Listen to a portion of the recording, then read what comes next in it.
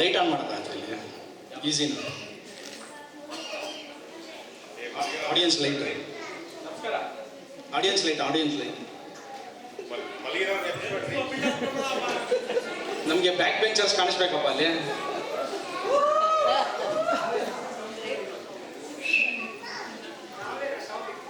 Light on ಮಾಡ್ಬೋದಾ? ಆಗಲ್ವಾ? Bill ಜಾಸ್ತಿ ಆಗುತ್ತೆ. ನಮಸ್ಕಾರ. ಸೊ ಎಷ್ಟು ಜನಕ್ಕೆ ಗೊತ್ತು ಇಲ್ಲಿ ಸ್ಟ್ಯಾಂಡಪ್ ಕಾಮಿಡಿ ಅಂದರೆ ಏನು, ಯಾವ ಥರ ಅಟೆಂಡ್ ಮಾಡಿದ್ದೀರಾ ಯಾರಾದರೂ? ಹಾಂ, ಈ ಮಕ್ಕಳೆಲ್ಲ ಎಷ್ಟು ಚೆನ್ನಾಗಿ ಪರ್ಫಾರ್ಮ್ ಮಾಡಿದ್ರಲ್ಲ, ತುಂಬ ಪ್ರಾಕ್ಟೀಸ್ ಮಾಡಿ, ತುಂಬ ಬೈಸ್ಕೊಂಡು, ತುಂಬ ಹೊಡೆಸ್ಕೊಂಡು ಹೇಳೋ ಆಗಿಲ್ಲ, ಆದರೆ ತುಂಬ ಪ್ರಾಕ್ಟೀಸ್ ಮಾಡಿರ್ತಾರೆ. ಎಷ್ಟು ಪ್ರಾಕ್ಟೀಸ್ ಮಾಡಿರಬೇಕು ಅಂದರೆ ಅಷ್ಟು ಏನೂ ಪ್ರಾಕ್ಟೀಸ್ ಇಲ್ದಿರ ಬಂದು ನಿಂತ್ಕೊಂಡು ಮಾತಾಡೋದು ಸ್ಟ್ಯಾಂಡಪ್ ಕಾಮಿಡಿ. ನಾನು ಏನು ಮಾತಾಡಿದ್ರು ನೀವು ಸುಮ್ಮನೆ ಹ ಹ ಹ ಅಂತ ಮುಗೀತದೆ ಅಷ್ಟೇ. ಯಾಕೆ ಬ್ಯಾಕ್ ಬೆಂಚ್ ಹತ್ರ ವಾಯ್ಸ್ ಜಾಸ್ತಿ ಬರ್ತಾ ಇರೋದ್ರಿಂದ ಟಾಪಿಕ್ ಅಲ್ಲೇ ತೊಗೊಂಡೋಗೋಣ. ಯಾಕೆ ಅಂತ ನಾನು ಹೇಳ್ತೀನಿ ಮುಂದಕ್ಕೆ ಬರ್ತಾ. ಈ ಬ್ಯಾಕ್ ಬೆಂಚರ್ಸು, ಫ್ರಂಟ್ ಬೆಂಚರ್ ಇವರೆಲ್ಲ ನೋಡಿ ಮುಂದೆ ಎಷ್ಟು ನೀಟಾಗಿ ಸ್ಟೂಡೆಂಟ್ಸ್ ಥರ ಬಂದು, ಈ ಇಂಜಿನಿಯರಿಂಗ್ ಜಾಯ್ನ್ ಆದಾಗ ಇಬ್ಬರು ಥರ ಬರ್ತಾರೆ.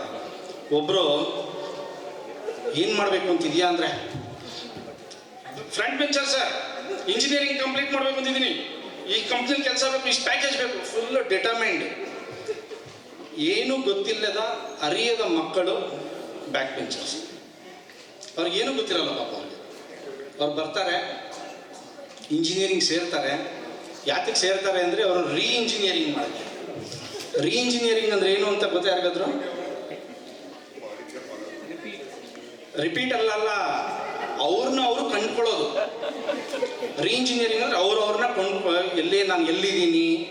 ನಿಮ್ಗೆ ಹಳೆಯ ಕಾಲದ ಫಿಲಮ್ ಜ್ಞಾಪಕ ಇರುತ್ತಲ್ಲ, ತಲೆಗೆ ಹೇಳ್ಬಿದ್ದೀನಿ, ನಾನು ಎಲ್ಲಿದ್ದೀನಿ, ನಾನು ಏನು ಮಾಡ್ತಾ ಇದ್ದೀನಿ, ಆ ಥರ ಬ್ಯಾಕ್ ಬೆಂಚರ್ಸ್. ಇವಾಗ ಅಲ್ಲಿ ಕೂತ್ಕೊಂಡು ಮಾತಾಡ್ತಾ ಇರೋರೆಲ್ಲ ಬ್ಯಾಕ್ ಬೆಂಚರ್ಸ್. ಇವರೆಲ್ಲ ಸ್ಟೂಡೆಂಟ್ಸು ಪಾಪ. ನೋಡಿ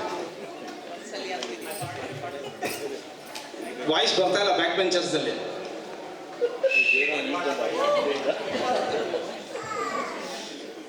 ಸೊ ಈ ಬ್ಯಾಕ್ ಬೆಂಚರ್ಸ್ ಎಲ್ಲ ಹೆಂಗೆ ಅಂತಂದರೆ, ಅಲ್ಲ ತುಂಬ ಕೆಟ್ಟದಾಗಿ ಏನು ಪ್ರೊಜೆಕ್ಟ್ ಮಾಡ್ತಾ ಇಲ್ಲ ಅವ್ರನ್ನ. ಅವ್ರು ತುಂಬ ಬುದ್ಧಿವಂತರು ಅಂತ ಇಂಡೈರೆಕ್ಟಾಗಿ ಹೇಳ್ತಾ ಇರೋದು ನಾನು. ಬ್ಯಾಕ್ ಬೆಂಚರ್ಸು ತುಂಬ ಬುದ್ಧಿವಂತರು. ಮಧ್ಯದಲ್ಲಿ ಕೂತ್ಕೊಳ್ಳೋರು ಯಾರಿಗೂ ಅಷ್ಟು ಒಂಥರ ಫ್ರಂಟಾಗಿ ಗೊತ್ತಿಲ್ಲ. ಅವ್ರೊಂಥರ ಹುಣ್ಣಿಮೆ ಬಂತು ಅಂದರೆ ಫ್ರಂಟ್ ಬೆಂಚ್ ಕಡೆ, ಅಮಾವಾಸ್ಯೆ ಬಂತು ಅಂದರೆ ಅಮಾವಾಸ್ಯೆ ಬ್ಯಾಕ್ ಬೆಂಚ್ ಕಡೆ ಹೋಗೋಣ ಬಿಡ ಬಾ, ಒಂದು ಮೈ ಮೇಲೆ ಬಂದ್ಬಿಡುತ್ತೆ ಅವ್ನಿಗೆ ಅಂತ ಆ ಕಡೆ ಜಾಯ್ನ್ ಆಗ್ಬಿಡ್ತಾರೆ. Plug in play. ಈ ಬ್ಯಾಕ್ ಬೆಂಚರ್ಸ್ ಹುಡುಗರೆಲ್ಲ ಹೆಂಗೆ ಅಂತಂದರೆ ಅವ್ರು ಇಂಜಿನಿಯರಿಂಗ್ ಮಾಡ್ಕೊಂಡು ಅವ್ರನ್ನ ಕಂಡಿಡ್ಕೊಳ್ಳೋದಕ್ಕೆ ಬರ್ತಾ ಇರ್ತಾರೆ. ಇವ್ರನ್ನ ನೋಡೇನೆ ಇದು ಡೈಲಾಗ್ ಬರ್ದಿರೋದು. ಯಾವ್ದು ಹೇಳಿ? ಈ ಬ್ಯಾಕ್ ಬೆಂಚರ್ಸ್ನ ನೋಡಿನೇ ಡೈಲಾಗ್ ಬರ್ದಿರೋದು. ಯಾವ್ದು ಹೇಳಿ? ಮೀನಾಕ್ಷಿ ಎಂಥ ಮಕ್ಕಳದ್ದು ಎತ್ಬಿಟ್ಟಿದ್ದೀನು, ಎಂಥ ಮಕ್ಕಳದ್ದು ತಪಸ್ಸು ಮಾಡಿ ಕುಡಿಬೇಕಿತ್ತು, ಇಂಥ ಮಕ್ಕಳದ ತಪಸ್ಸು. ಆ ಡೈಲಾಗ್ ಬರ್ದಿದ್ದೆ ಆ ಬ್ಯಾಕ್ ಬೆಂಚರ್ಸ್ ನೋಡ್ಕೊಂಡು. ಈ ಫ್ರಂಟ್ ಬೆಂಚರ್ಸ್ಗೆ ಏನಿರಲ್ಲ ಪಾಪ, ಅವ್ರು ತುಂಬ ಡಿಟರ್ಮೆಂಟ್. ಅವ್ರು ನಮ್ಗೆ ಗೊತ್ತು. ನನ್ನ ಕ್ಲಾಸಲ್ಲಿ ಒಬ್ಬ ಇದ್ದ, CET ಫಸ್ಟ್ ರ್ಯಾಂಕ್. ಸುಮ್ಮನೆ ಯಾವಾಗಲೂ ಚೆಸ್ ಆಡ್ಕೊಂಡು ಕೂತಿರೋನು ಒಬ್ಬನೇ. ನಾನು ನೋಡಿ ಯಾರು ಸೇರೋದಿಲ್ಲ ಅವನ ಜೊತೆ. ನಾನು ಹೋಗೋನ ಜೊತೆ ಚೆಸ್ ಆಡೋಣ ಅಂದರೆ ಅವನಂತಾನೆ, ನಾನು ಬುಕ್ ನೋಡಿ ಕಲ್ತ್ಕೋತಾ ಇರೋದು ಈ ಚೆಸ್ಸು ಅಂತ. ಆವತ್ತು ಗೊತ್ತಾಯ್ತು ನನಗೆ, ಓಕೆ ಬ್ಯಾಕ್ ಬೆಂಚರ್ ಅಲ್ಲೇ ಇರಬೇಕು, ಫ್ರಂಟ್ ಬೆಂಚರ್ ಇಲ್ಲೇ ಇರಬೇಕು ಅಂತ. ಸೊ ಈ ಬ್ಯಾಕ್ ಬೆಂಚರ್ಸ್ಗೆಲ್ಲ ಹೆಂಗೆ ಅಂದರೆ, ಇಂಜಿನಿಯರಿಂಗ್ ಜೊತೆ ರೀಬರ್ತ್ ಇರುತ್ತೆ ಅವ್ರಿಗೆ. ರೀಬರ್ತ್ ಪ್ರತಿಯೊಂದು ಸೆಮಿಸ್ಟರ್ನೂ ಅವ್ರಿಗೆ ಅವ್ರದ್ದೇ ಒಂದು ಹೆಸರುಗಳು, ನಾಮಕರಣ. ಅವ್ರ ತಂದೆ ತಾಯಿ ಪಾಪ ನಾಮಕರಣ ಚೆನ್ನಾಗಿ ಮಾಡಿರ್ತಾರೆ.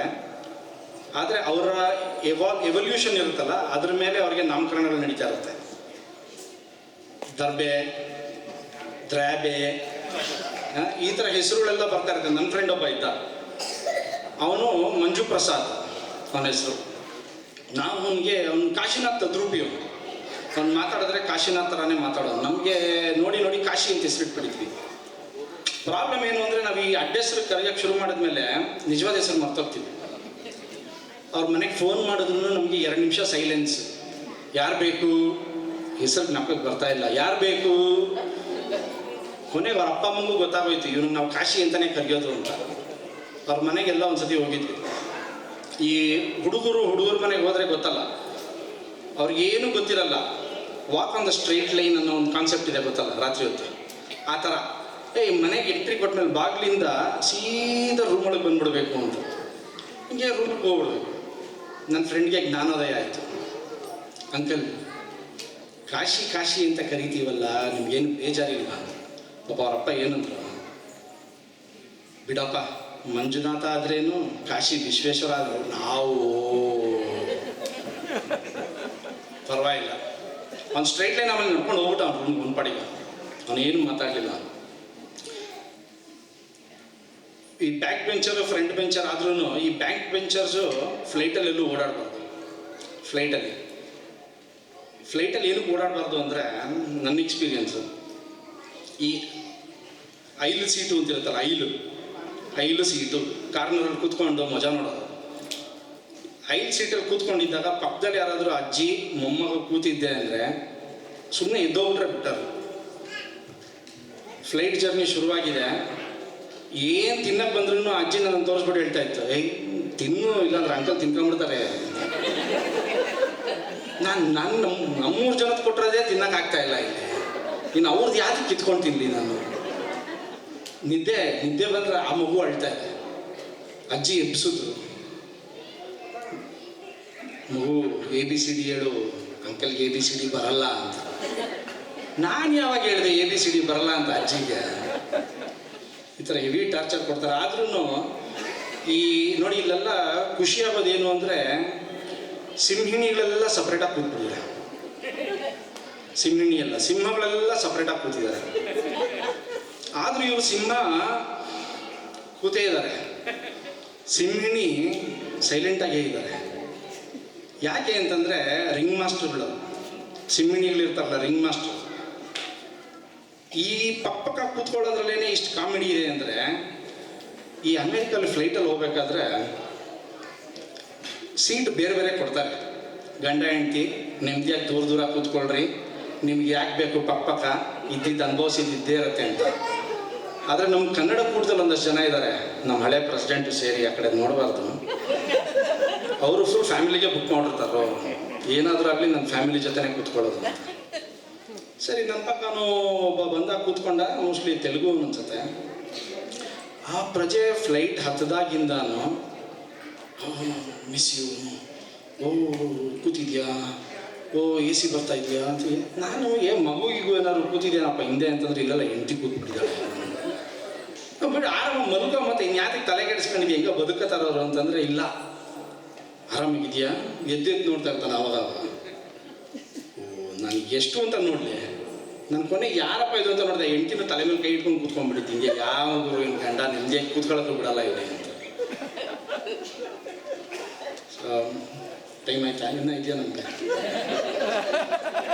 ನಮಗೇನು ಮಾತಾಡ್ತಾ ಇರ್ತೀವಿ, ಮಾತಾಡಿ ಆಯ್ತಾ? ಸೊ ಇದು ಈ ಏರೋಪ್ಲೇನ್ ಕಥೆಗಳು.